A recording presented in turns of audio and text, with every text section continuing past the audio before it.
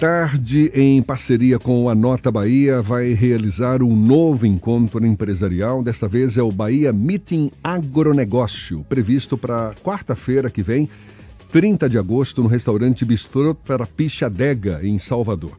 O evento vai reunir apenas convidados, entre empresários, CEOs, gestores, políticos, personalidades que integram o cenário do agronegócio na Bahia. Vamos saber mais detalhes do evento? A gente conversa agora com o CEO e diretor de conteúdo do Anota Bahia, o jornalista Tamir Mota, conosco mais uma vez no Issa Bahia. Um prazer recebê-lo, Tamir. Seja bem-vindo. Bom dia. Obrigado, Jefferson. Bom dia a todos vocês, bom dia a todos os ouvintes. Um prazer estar aqui de volta nessa bancada em que prenunciou a parceria entre o Anota Bahia e o À Tarde em 2019. Exatamente. E feliz aniversário para você, acima de tudo. Parabéns. Muito obrigado, muito obrigado. Não tem muito tempo. O Anota Bahia, em parceria com o Grupo À Tarde, realizou um meeting em que discutiu temas referentes a práticas sustentáveis, enfim, não é? Com foco muito para o social, a importância de uma governança nesse contexto também. E agora, um novo encontro com o agronegócio como tema principal. Por quê? Qual a importância de um evento como esse, Tamir? Jefferson, quando a ideia do meeting nasceu, né, quando a gente veio dialogar com o jornal sobre a importância de fazer um evento juntos em que a gente pudesse reunir um público qualificado e formador de opinião, a gente pensou muito em quais temas atuais valeriam a pena ser discutidos hoje e levados adiante. A gente fez o primeiro, que foi, como você citou aí, ligado à sustentabilidade em empresas familiares. O mundo hoje ele pede sustentabilidade, é um tema que está inserido em todas as empresas mundiais e deu muito certo. A gente conseguiu reunir tanto gestores importantes, pessoas que implementaram a governança e as práticas dentro de empresas familiares que foram fundadas há 40, 50 anos, ou seja, que pegaram isso no meio do processo. E agora a gente vem para o agronegócio. Faça chuva ou faça sol, o agronegócio brasileiro ele só faz bater recordes. E a Bahia está inserida de uma forma muito importante nesse contexto. Nós temos números muito pujantes em soja, em grão, em gado, em algodão. Então, a gente tem que trazer essa discussão para cá. A ideia é justamente essa. Qual é o desafio? É inserir Salvador nesse roteiro. A gente tem todo o agronegócio hoje rodando no interior. A gente tem o Oeste Baiano muito forte, cidades como Luiz Eduardo Magalhães, como Barreiras, como Itapetinga, ali ditando o que acontece hoje dentro do segmento, mas a capital baiana fica fora disso. Então a ideia do evento é justamente essa, trazer para a cidade essa discussão, colocar a capital baiana dentro do roteiro do agronegócio, porque isso é economia e a gente tem que estar atento a esses movimentos da economia. Destacar a importância desse setor realmente pujante, não é? Estratégico, inclusive, do ponto de vista econômico aqui na Bahia, e não só para os grandes negócios do setor, mas a agricultura familiar, que tem uma importância fenomenal no estado também, não? Exatamente. A gente, quando fala de agricultura e de agronegócio, parece que são coisas distintas, né? Parece que o agronegócio representa as grandes empresas e milionárias empresas, mas não, uma coisa dialoga com a outra. Inclusive, a força do campo, a força da agricultura, ela hoje bate na indústria muito tranquilamente. O produtor, ele é o agronegócio. O agronegócio nasce na mão de quem está no campo. As coisas, elas não são diferentes. Elas estão juntas e a gente percebe que a força disso tem sido cada vez maior e é por isso que a gente quer discutir esse tema agora. E por isso que a gente está trazendo convidados importantes, inclusive, que são presidentes e diretores das maiores associações ligadas ao agronegócio do Estado.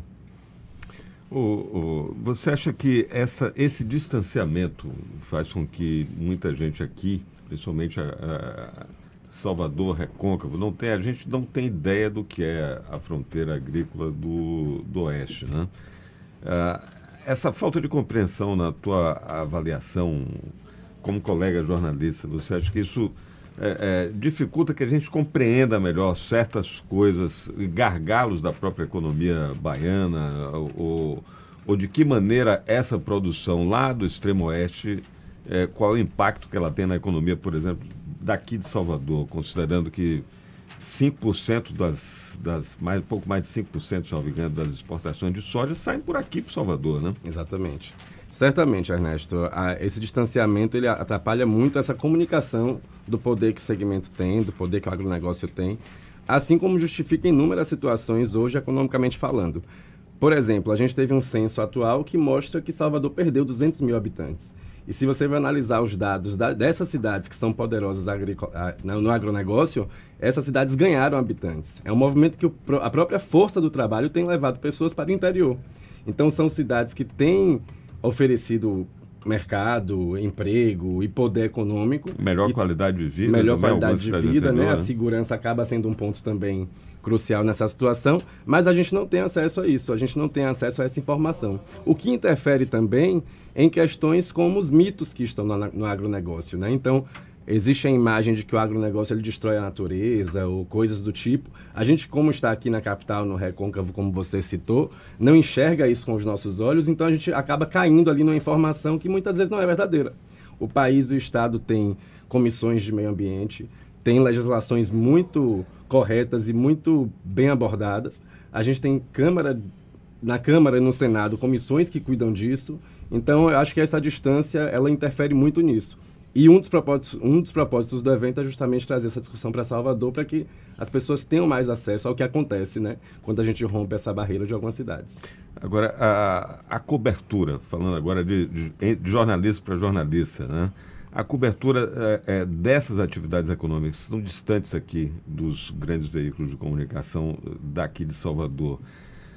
Com o acesso que a gente tem à tecnologia hoje, já é possível, mesmo considerando a distância geográfica e alguma dificuldade de acesso, mas a informação, de certa maneira, circula, né? O que você acha que falta para que a gente, até a partir dos veículos de imprensa aqui de Salvador, a gente avance nessa compreensão do que é hoje a economia baiana e principalmente esse vetor de crescimento para o interior? Falta aproximação. Falta um grande interesse da parte das empresas também, das grandes empresas que hoje estão aí atuando no interior do estado, como falta também a gente fazer essa busca. A gente tem, por exemplo, a Bahia Farm Show, que é um dos maiores eventos do agro hoje no país, que acontece ali em Luiz Eduardo.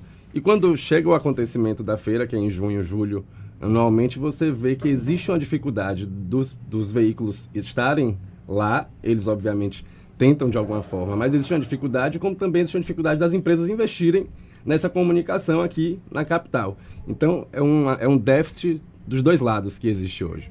De certa forma, abre para os nossos negócios na comunicação muitas perspectivas, ou seja, há uma demanda enorme por mais informação sobre esse setor, né? Há uma demanda enorme, tanto que quando a gente analisa assim, os veículos de comunicação, os grandes meios, hoje todos eles têm editorias específicas de agronegócio, assim como de sustentabilidade, algo que há alguns anos atrás não acontecia, não existia. E esses segmentos estão ganhando uma força muito grande aqui na economia, você que trabalha com isso, como, por exemplo, o setor de energias renováveis, né? Também está com muita força, mineração. Todos eles têm que caminhar junto com esse questionamento permanente sobre a sensibilidade ambiental que está em torno dessas atividades, né? E como é que você acha que a gente consegue cobrir o desenvolvimento desses setores e, ao mesmo tempo, fazer com que a própria cobertura ajude a lidar, por exemplo, com as questões ambientais? Às vezes tem muito assombro, por pouca informação, inclusive, né? De que maneira você acha que a gente colabora a partir da boa cobertura para que esses segmentos que têm um potencial de dano ambiental grande, eles possam se desenvolver, mas com esse olhar crítico sempre da imprensa? Como eu citei aqui, a gente tem no Brasil e no Estado já uma legislação que ela é muito bem feita, muito bem avaliada. Cabe à imprensa, obviamente, não só nesse segmento, como em todos, fazer um trabalho de fiscalização também, né? Então, a gente não pode fechar os olhos para tudo o que acontece. Obviamente, a gente quer exaltar todo o poder que existe nesses segmentos, mas a imprensa nunca pode perder esse senso de fiscalização. Então, de estar atento às denúncias, de ter o olho aflorado diante de tudo, não somente de ficar falando de cifras e de dinheiro. Mas acredito muito poderosamente que o Brasil hoje ele tem uma legislação e tem políticos, tem comissões e tem presença tanto na Câmara quanto no Senado que fazem com que hoje a coisa ilícita, a coisa ilegal ocorra de uma forma cada vez menor. Esse modelo de encontro, Tamir, esse Bahia Meeting que vai ter agora quarta-feira, exemplo do primeiro, Você reúne convidados para debater o tema, enfim, participantes também escolhidos a dedo. É um modelo que você pretende reproduzir agora, daqui para frente, porque deu certo a primeira experiência, essa agora de quarta tem tudo para dar certo também, e temas importantes para serem discutidos, de fato, também não faltam, né? Não faltam. É engraçado, porque a gente quando lançou o Anota Bahia, né, eu e Renato Franca, meu sócio, a gente nunca pensou em ficar preso somente à notícia. A gente sempre achou que quem estava ali do outro lado lendo, tendo acesso à informação, que é um público já segmentado, é um público nichado, essas pessoas têm que ter a oportunidade de também terem um relacionamento entre si, fazer um network entre si, e isso nem sempre é oportunidades fáceis. Então, quando a gente cria um evento desse, em total parceria com o jornal, que também tem essa entrega de informação muito forte, a gente tem essa ideia de fazer o network, de fazer o relacionamento aliado aos temas e aliado a ter um conteúdo autoral. Então, a gente, num dia que faz um encontro como aconteceu no Meet de Sustentabilidade, a gente tem ali 24, 48 horas de assuntos que estão sendo ditos e de assuntos que são muito importantes para que a sociedade tenha noção. No último encontro, a gente teve 4 palestrantes que falaram de sustentabilidade em cenários totalmente distintos, desde a Baía de Todos os Santos a uma empresa que produz carbono, por exemplo. Então, esse conteúdo autoral é uma coisa que a gente sente falta e que a gente percebe que os encontros, eles trazem uma oportunidade muito grande, além do network e do relacionamento. Parabéns pela iniciativa. Vai ser agora quarta-feira no Bistrô Trapiche Adega, ali na Avenida Contorno, naquele cenário maravilhoso de Salvador. O Bahia Meeting Agronegócio, realização do Grupo à Tarde em parceria com o Anota Bahia e Tamir Mota, CEO aí do Anota Bahia, à frente desse evento, junto com seu sócio. Muito obrigado mais uma vez, parabéns, sucesso e conte com a gente. A gente vai estar lá, inclusive, viu? Cobrindo o evento na quarta-feira. Laís, ao vivo, vai estar falando diretamente de lá. Então, tudo para dar certo. Boa sorte. Muito obrigado mais uma vez. Obrigado, Jefferson. Com certeza vai ser um sucesso. É um modelo, como você citou, tem sido muito proveitoso e muito bom para o jornal e para a Anota Bahia, e a gente tem certeza de que o aproveitamento vai ser de 100%. Tamir, um abraço mais uma vez, muito obrigado. 8h50 agora. Vem aí Fiat 72 horas, dias